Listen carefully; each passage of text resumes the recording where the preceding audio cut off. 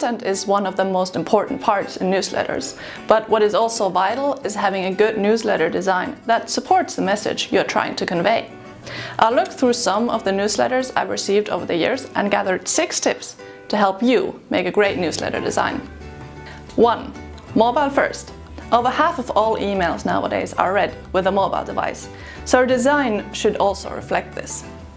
A good idea is to design the mobile version first and then switch it over to desktop. And while composing your newsletter, make sure that you always test the mobile version as well. 2. Remember your target group. There are of course some ground rules to great design, but a lot of it also depends on your target group. What age are they, or what hobbies do they have?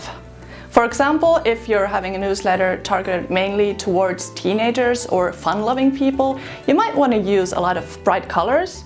But if your target group is mainly digital marketing or design professionals, then go with a more calm design with a lot of empty space and more gray tones.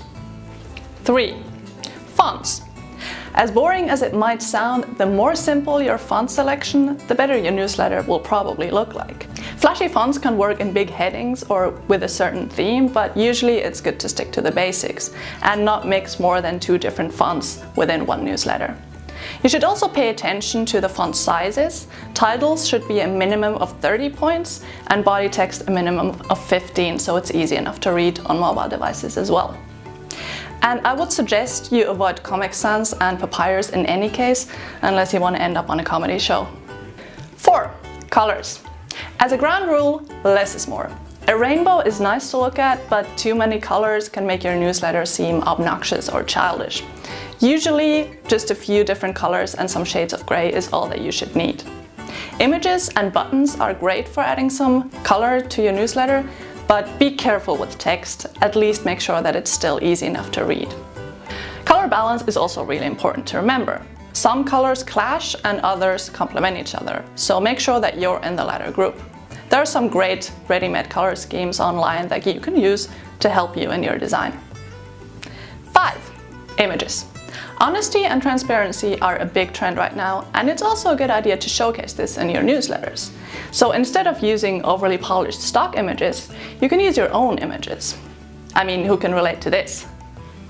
Your images don't have to be photographical masterpieces, as long as they show real situations and convey a nice feeling. You can hire a photographer, but you can also just get busy with your phone. Camera phone quality has improved greatly over the past few years.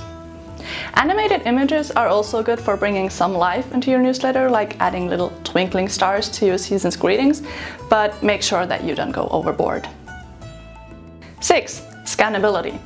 Newsletters aren't really read, they're scanned, and your design should also reflect this. Using images to convey feeling and big headings and buttons to attract attention are best for this.